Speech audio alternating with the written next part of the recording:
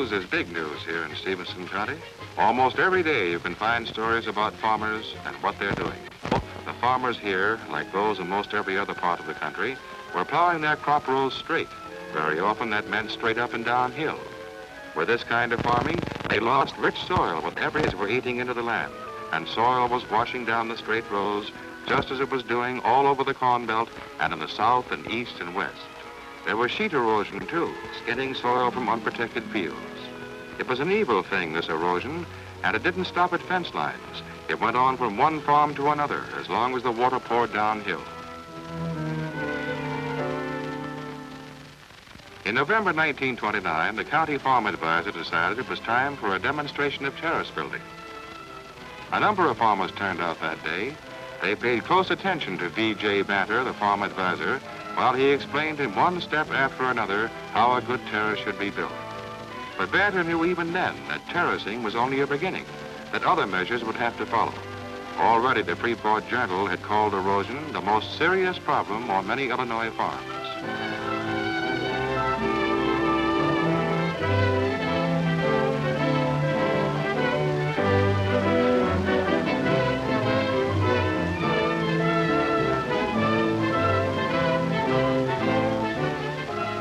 In addition to terracing, Banter encouraged liming and the application of phosphate, all to protect and build up the soil. But by and large, most farmers kept on the old way, and it was the same all across the country. Millions of acres were being ruined, millions damaged. In Washington, Congress took notice, and in April 1935 declared that soil erosion had reached the proportions of a national menace.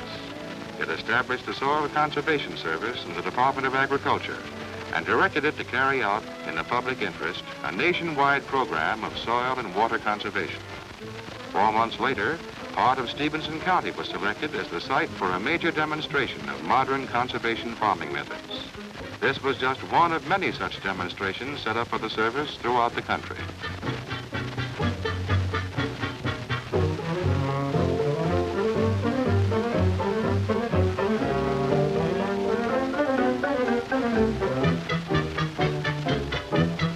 In his office in Freeport, Banter took up his conservation work with a new interest. This time, something was going to happen. He talked earnestly with farmers of the county about the new program, urged them to take part in it. He told them about the dangers of erosion and about the need for conservation. It was an uphill job, but this time he had allies. Technicians of the Soil Conservation Service were on hand. They held meetings and demonstrations, but they did something even more important. They went to work with the farmers out in their fields and pastures, helped one after another put conservation on the land. One of their first jobs was to help farmers lay out level contour lines for contour farming, terracing, and strip cropping.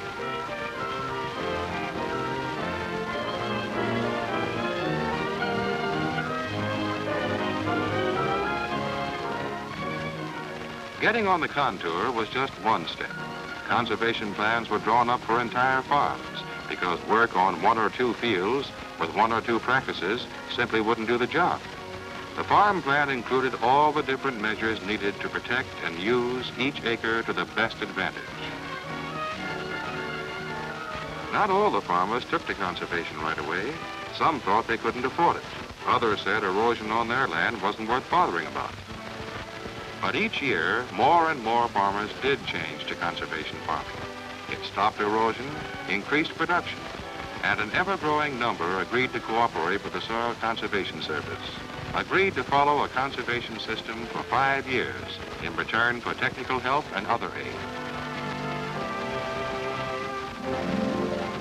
The demonstrations were largely a government venture, and they did make a good beginning.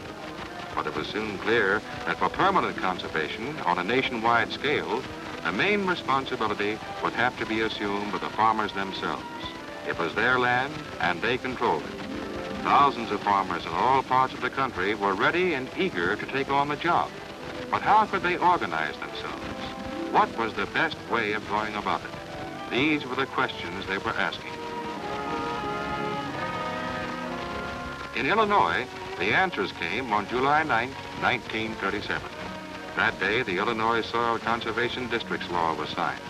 making it possible for farmers to join together locally and form soil conservation districts if a majority wanted to do so.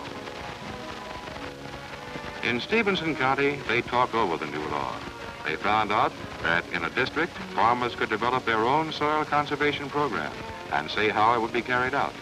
They learned that to organize a district, 25 or more landowners would first have to petition the State Soil Conservation Board. Sentiment being what it was, that was easy. More than 400 landowners in the county signed the petition. A public hearing came next. That's provided in the law, too. Everyone in the proposed district area has a chance to be heard by the state board to speak either for or against the idea. What percentage of our topsoil has already washed down the river? At least half of it in the last 100 years. Well, at that rate, how long will it take to wash the other half? Another 100 years? Less than that. The thinner the soil gets, the faster it washes away. Most of it was lost in farming in square fields up and down the hills. We became interested in this soil conservation program quite a few years ago. The reason was we were losing something. The proper thing is to plan the farm in a new pattern.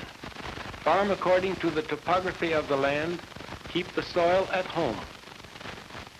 I've practiced contour farming for 6 years, and I think it fills one of the largest needs of the farmers of Stevenson County. I've increased production on our farm 100% in 5 years. I am concerned about these youngsters of ours that are coming on, whose heritage of rich soil is being destroyed by our prevailing farm methods.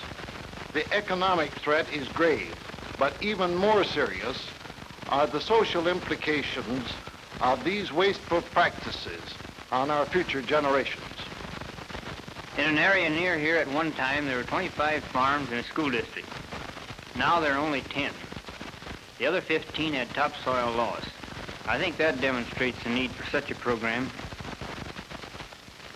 The program ought to go through, especially so those who use the program will improve their land. We need a permanent organization.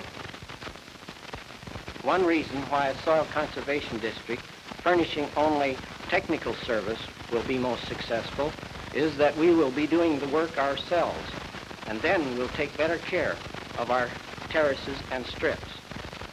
When the actual voting began, there wasn't any doubt about what a majority of the farmers wanted.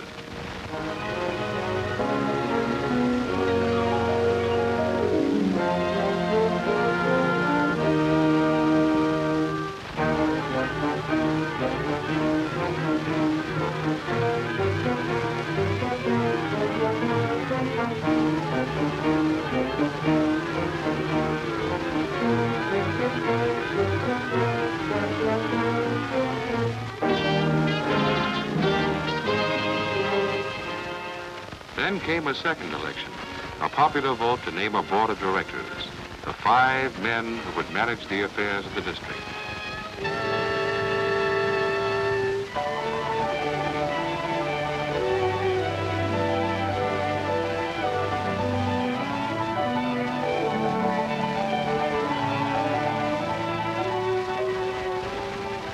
The directors studied erosion throughout the district and the conservation problems ahead.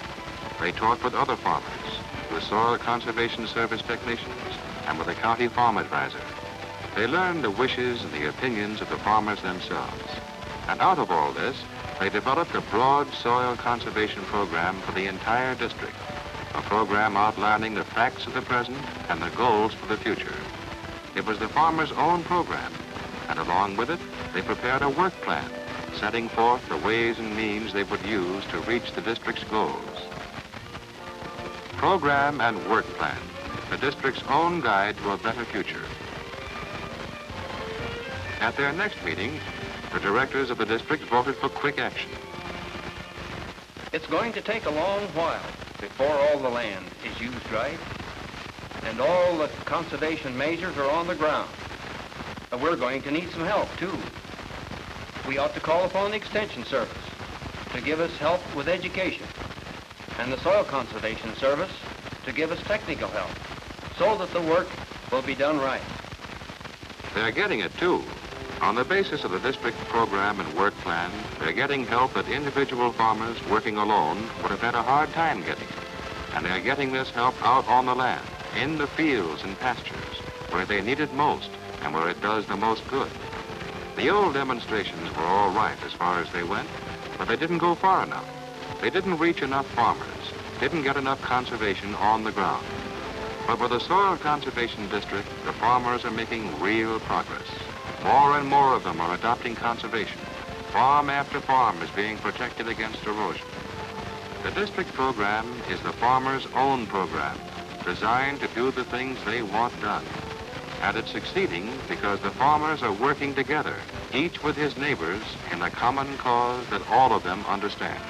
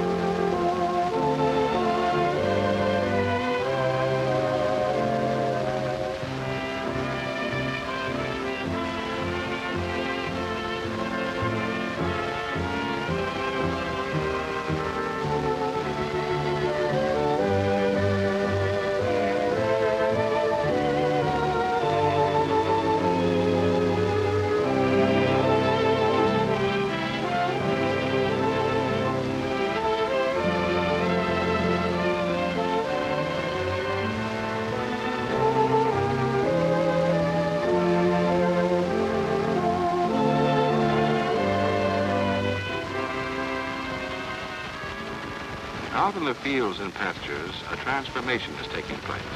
Acre after acre is being treated according to its individual needs and put to the use for which it is best suited. That's the only way to get real conservation. There's no guesswork about it either. They're learning the cold facts about their land. Yes, the district has become a field of action, action by the farmers themselves, carrying out their own conservation plans for their own benefit, but with each bit of work fitted carefully into the whole district plan, and each bit of work bringing the farmers one step closer to realization of their common goal.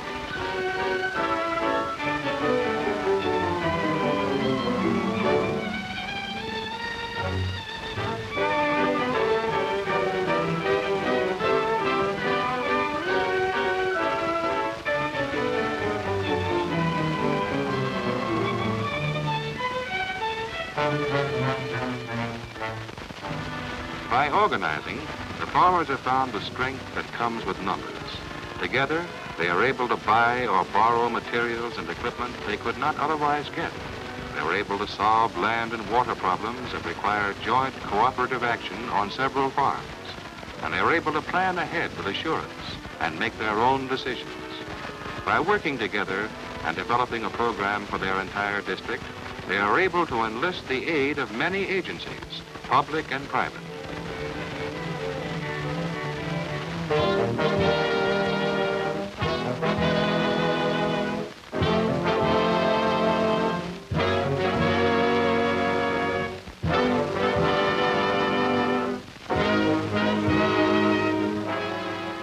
All this work is paying off. Crop production has increased. Conservation farms are getting greater yields per acre and per farm. At the same time, erosion is being cut down, and so are the losses of seed and fertilizer. Operating on the level along the contour also helps store water in the soil to nourish crops through dry seasons until the time for harvest. And farmers are learning, too, that harvesting and all the other operations are easier on the contour. It takes less time, less power, and there's less strain on the equipment.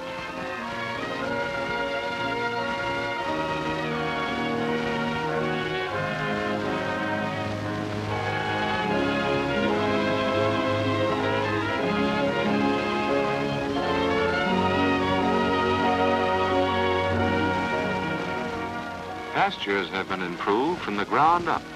Conservation farms are producing more milk per cow, per acre, and per farm. In one recent study, covering a 3-year period, records show that conservation farms had produced 20% more meat and 12% more milk than farms which had not yet turned to conservation. The same study showed that livestock income was 23% greater and total farm income from all sources 14% greater on the conservation farms. That's worthwhile any year.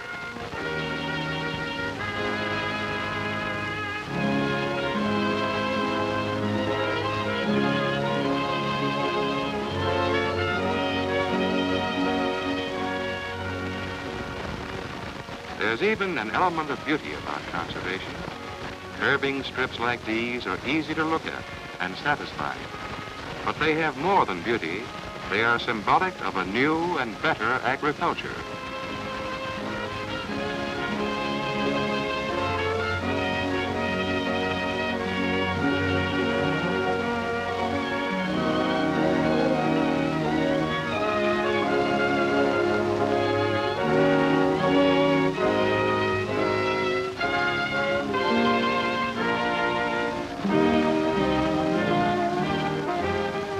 Here in the Stevenson Soil Conservation District, you can see America at work, making its future more secure. Here, just as in more than 1,300 other districts from coast to coast, farmers are accepting their responsibility for the nation's soil. They're joining together in districts because they know that only by working together can they do their job. That's the way we do big things in a democracy, together. And although the districts belong only to the farmers and ranchmen who organize and operate them, all Americans and future Americans will share in the rewards.